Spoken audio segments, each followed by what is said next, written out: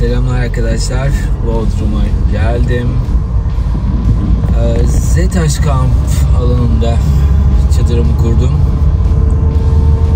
Çünkü yorgundum. Gümüşlük'te, aslında Gümüşlük'e kurmak istemiştim ama yorgundum yani. Zetaş'ta dinleneyim dedim. Gümüşlük'te yine Arem abiyi aradım. Wanderhaven için güncel fiyat bilgisi aldım. Bir dakika. Şuradan dönecektik.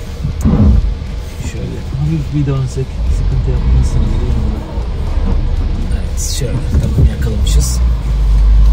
Arem abiyi aradım. Güncel fiyat bilgilerini aldım. Çadır için 350 lira. Tiny house ve bungalov evler için yaklaşık 2300 civarlarında fiyatlar söyledi. Tabii fiyatlar bayağı bir artmış. Geçen sene Zetaş 100'dü. Wanderhaven'da 150 idi. Şu an Zetaş 300, Wanderhaven 350 olmuş. Yani hemen hemen 2-3 katı.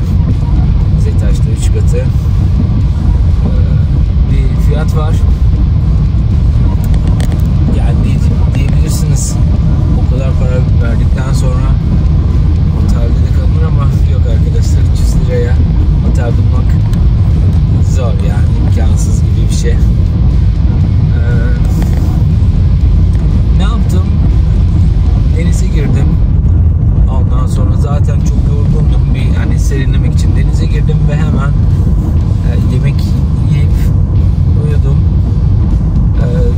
Çadır alanına, yani kamp yerine direkt elektrik şebekesinin olduğu yere yakın istedim ben, çünkü scooter'ım var, ondan sonra powerbank'lerim var, navigasyon olarak kullandığım bir telefon var, kendi telefonum var. Bunların şarjı edilmesi için iyi de oldu. En azından o ihtiyaçlarımı gördüm. Yani Zetaş kamp alanında yine video olarak anlatırım. Yani çok beklentiniz yüksek olmasın bir kere. Dediğim gibi oranın konum avantajı var. Bodrum çarşıya, yani merkeze, Bodrum Kalesi'nin olduğu yere 5 kilometre plajlar var. O bahsettiğim gürültü olayı 4-5 gibi vardı. Çok yüksek, böyle bir tane yakın bir club'dan ses geliyordu. Club demek doğru olur mu bilmiyorum da beach bardan çok yüksek ses geliyordu. Fakat 7 gibi falan o sesler kapandı. Şezlongları kaldırdılar sahilden. Akşam yemeği için masaları kurdular. Hiçbir yani ses sorunu yaşamadım, onu söyleyeyim uyuma açısından. Çok uzaktan böyle çok hafif bir ses geliyordu, sadece bir tane beach bardan. Hiç rahatsız edici boyutta değil o bakımdan. Ses konusu problem olmadı. Tabii ben Zetaş kamp alanını tanıtırım. Gerekirse video falan çekerim. Mutfak alanı da var. Yani yemek yapmak isteyenler için, bulaşık vesaire yıkamak vesaire, o imkanı var. Bir tane şey veriyorlar size. Şöyle söyleyeyim, bir dakika. Şimdi ben 300 lira verdim ama bunun 50 lirası otopark ücreti olarak aldılar. Yani 250 lira, araç yoksa 250 lira, ya da aracınızı başka bir park edecekseniz bilmiyorum, ona da gerek var mı ama çünkü malzemelerinizi almak için aracın da yakın olması gerekiyor.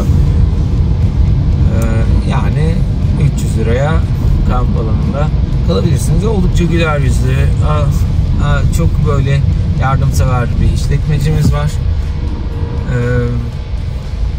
Hatta beni hatırladı geçen seneden. Bu sene geç kaldın dedi. Yani ben biliyorsunuz önce Yunanistan'a gitmiştim. Sonra misafirlerim gelmişti Adana'dan. Onlarla ilgilendim, onları gezdirdim falan. Şimdi de bir tur yapalım dedik. Ondan bir de yanmışsın dedi. Evet, çünkü güneş ister istemez ne kadar korunsam da, ne kadar güneş koruyucu sürsem de güneş yakıyor yani. Güneş kremi demişken arkadaşlar, şimdi tabii birçoğunuz bunu biliyordur ama hani tecrübesi olmayanlar için ben söyleyeyim yine de. Güneş kremini öyle butik yerlerden filan almayın. Çünkü orada sirkülasyon fazla olmuyor. Bazen 2-3 senelik ürünler bile satılabiliyor. Yani olabildiğince büyük, hani sirkülasyonun sürekli, alışverişin sürekli olduğu hani mağaza, marketler var ya, herkesin bildiği zincir marketler. O tarz yerlerden alsanız daha mantıklı. Çünkü orada sürekli yeni ürün satılıyor, yeni ürün, yani eski ürün satılıyor, yeni ürün geri geliyor. O bakımdan güneş kremini de bu şekilde halledebilirsiniz. Bakalım, Gümüşlü'yü merak ediyorum. Çok yaklaştık. 700 metre kaldı. Gerçekten Bodrum'un en özel yerlerinden birisi. Burada park olayını yine paralara falan koyuyorum yani. 2-3 senedir hep öyle. Ben Bodrum'da park ücreti verdiğim, ilk gittiğim sene vermiştim. O da acemiliğime denk geldi. Direkt çarşı merkezinde. Ya tabii ki de aracınızda değerli eşyalarınız vesaire bilmem ne. Gerçi benim de var ama ya ne bileyim, otoparka da para vermek istemiyorum açıkçası. Zaten birçok şeye masraf yapıyoruz. Bir de otopark problem olmasın. Giriyoruz bir riski ama ne yapalım. Zaten bir önceki videoda ekonomik Bodrum tatili nasıl olur diye anlatmıştım. Onun için birçok şeyden kısmak durumunda kalıyoruz. Şimdi bakalım. Gümüşlük yani bir köyü andırıyor şu an girişi ama az sonra sahili çekeceğim, göreceksiniz. Bilmiyorum o sahil Gümüşlük videosu ne zaman yüklerim. Çünkü o kadar çok video var ki yüklediğim. Yani onları paylaşmak vesaire problem olabiliyor. Evet, Wanderhaven kamp alanı şu sağ taraf arkadaşlar. Ben solda genellikle bir ara yer var, oraya park ediyorum.